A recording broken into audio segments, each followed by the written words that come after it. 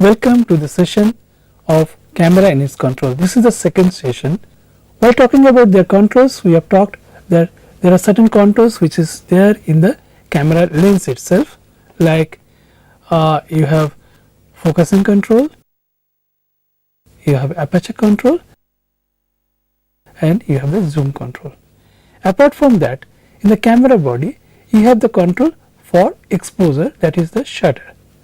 We have seen with the help of aperture, we can control the amount of light passing through the lens, and with the help of shutter, we can control the duration for which the light is allowed to pass through the lens and fall onto the focal plane. Now, in this session, we will be talking about the aperture as a controller of depth of field, depth of focus, shutter as a controller of motion, image stabilization, and at the end we will be talking about photographic image and its technical evaluation.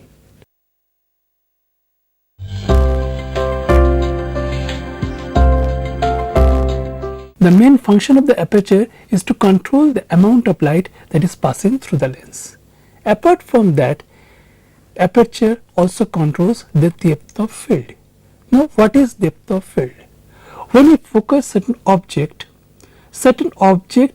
before and certain object behind, it also comes to an acceptable focus. Now, the total zone of acceptable focus area is known as the depth of field.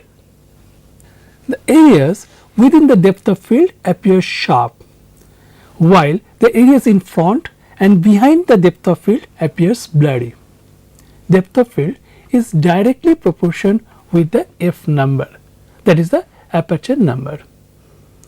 Now, what does it mean? It means that if you increase the aperture number, the depth of field increase. For example, if you are shooting at a 5.6, now if you move your aperture to f8 or 11, you will get greater depth of field than 5.6. Or if you are shooting at f5.6, now you decrease your aperture number, that is you are going for f4 or f2.8, then you will get less depth of field. Other factor that controls depth of field is the object distance, which is referred as u. Now, u is directly proportional with the depth of field. Now, if you are focusing an object at a distance, you get more depth of field than when you are focusing a object close to the camera. So, depth of field is directly proportional with the object distance, that is u. Then, depth of field is also depends on the focal length of the lens. More the focal length of the lens, less the depth of field, that is depth of field is inversely proportional with the focal length of the lens. If the focal length of the lens increase, then the depth of field decrease.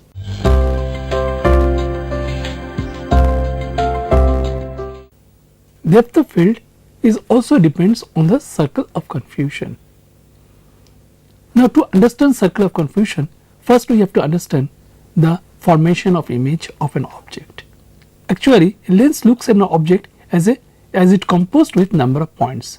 For each points of the object, it sends the light through the lens and it forms an image on the screen as a point. For every point object, it produces an image point. Now, if the screen is moved little forward or backward, then what happens? Then the image does not produce as a point, but it produces as a circle, and the moment for a point object we get a circle, we find the image is out of focus. So, if the size of the point produced on the screen is bigger in size, then we find that it is in a circle and we find the image out of focus.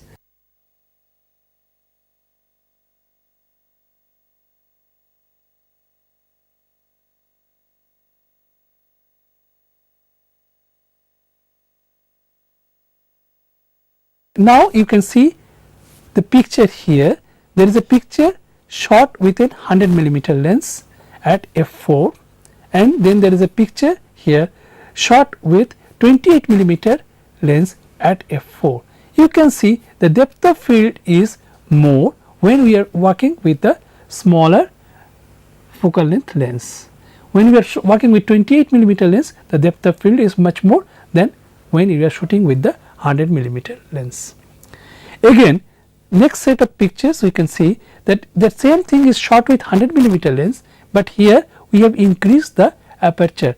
Now it has been shot with f22. Now you compare this with 100 millimeter lens shot with f4 and the other one 100 millimeter lens shot with f22. Here when we are shooting with higher f number, the depth of field is much more.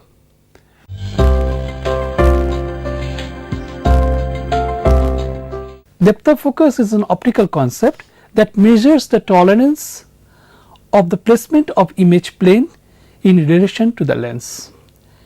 In a camera, depth of focus indicates the tolerance of the film displacement within the camera, and it is therefore sometimes referred as lens to film tolerance. Now, what is this depth of focus business? Basically, we have to understand what is the depth of focus business. Actually, depth of field is in front of the lens and depth of focus is behind the lens inside the camera. Now, the distance from the lens to the focal plane, now that there is a tolerance, you can move the focal plane little forward or backward, it won't change or it won't affect the resolution or the sharpness of the image. Now, within this tolerance you can place your film, and if this film moves forward or backward, to a certain extent the image quality does not differ. This is very important for motion picture cameras, where the motion picture film constantly moves at the focal plane. It moves forward, backward, there is a vibration, and all this been digested, and we do not get the blur image in the motion picture camera because of this depth of focus.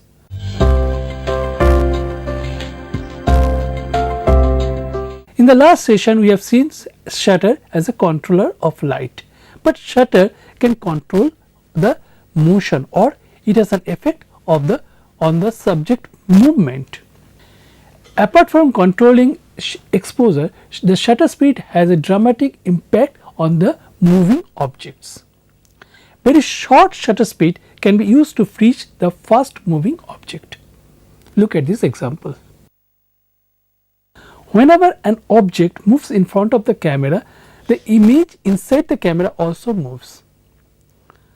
When the object moves fast or the shutter remains open for longer duration of time, then the image registers as a motion blur on the screen. Now, very long shutter speed are used intentionally to blur the subject for an artistic effect. Now, look at this example where the long shutter speed is being used intentionally to blur the moving object.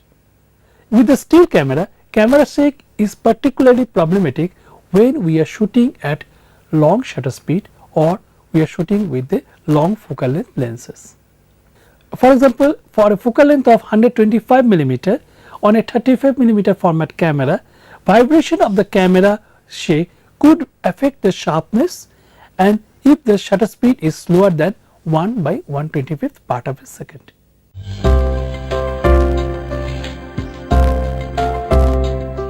Image stabilization is a technique to reduce the blurring associated with the camera shake during the exposure. It is used different optical instruments like binocular, astronomical telescopes and cameras, both still and video. Many digital SLR cameras have the sensor which is 2/3, 5/8 or half of the size of a frame of a 35 millimeter camera. That means the 35 millimeter camera frame is 1.5, 1.6 or 2 times of the size of the digital sensor. The latter values are referred as the crop factor. On a camera having 2x crop factor, a 50 millimeter lens provides the same field of view of a 100 millimeter lens. Therefore, can typically be handled for 1 by 100 part of a second. Image stabilization process permits use of 2 to 4 stop slower shutter speed permitting the same quality. Image stabilization is designed and is capable of reducing camera shake, but it cannot help reducing the motion blur caused by the subject movement. Image stabilizations are two types, one is lens based, another is body based. Both have their advantage and disadvantages. An optical image stabilizer stabilizes the image by varying the optical path reaching to the sensor. The key element of an optical stabilizing system is that they stabilize the image before it reaches to the sensitive material or the sensor. Now, this can be done in two ways. One is by controlling the lens, the other is controlling the sensor. Lens based image stabilization used a floating element that moved right angle to the optical axis of the lens using electromagnets. Vibration is detected by two gyroscopic sensors. One is detecting the horizontal axis movement, the other is detecting the vertical axis movement. As a result, this type of image stabilization only corrects the pitch and yaw of the axis rotation, but cannot correct the rotations around the optical axis. The image stabilization feature must be switched off when you are using the camera on a tripod, because it gives you an erratic results and it does not require. The main disadvantage of lens based image stabilization is the higher price tag which comes with every lens. Next is the sensor shaped image stabilization. In this, there is a sensor in the camera body itself which senses the movement and it moves the sensor, that is your CCD or CMOS. By doing this, you do not need a stabilization system with every lens. There is a gyroscopic mount used to stabilize the entire camera body. This is used when taking picture from a moving vehicle. This technique stabilizes the camera movement externally than internally. To do this, they attach a gyroscope to the camera body, usually utilizing the camera built-in mount. Another method for stabilizing video or motion picture camera is used with a Steadicam system, which isolates the camera from the operator's body using a harness and the camera boom with a counterweight.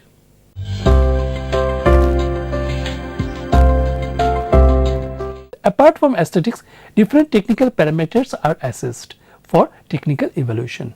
They are namely sharpness, noise or grain, tonal reproduction, contrast and color.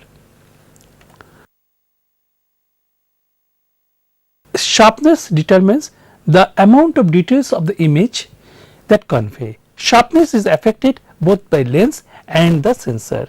In the lens, it is the lens design and manufacturing quality affects the sharpness, and in the sensor the pixel counts and the anti-aliasing filters determines the sharpness. Sharp image looks aesthetically pleasant than the soft or blurred image. Because of this, most photographers try to sharpen their image in the post-processing application. But too much sharpening is used to result in harsh visible lines on edges and around the object. Over sharpening image looks too textured. Noise is a random variation of image density visible as grain in film and pixel level variation in digital images. Noise increases with the increase of film speed or increase of the sensitivity of the sensor with the help of electronic circuit. Typical noise reduction circuitry reduces the visibility of noise by smoothing the image, excluding the area near the contrast and the boundaries. This technique works well, but it can obscure fine low contrast details. Tone reproduction is a relation between the scene's luminance and the image brightness. It depends on exposure. An optimally exposed image, you get proper highlight details and the shadow details. But if the image is overexposed, the highlight details are lost, and if the image is underexposed, the shadow details are lost. The contrast is also known as gamma, is the slope of the tone reproduction curve. High contrast involves loss of dynamic range, loss of details or clipping in the highlights or shadows. Many viewers prefers enhanced color saturation, and accurate color isn't necessarily very pleasing.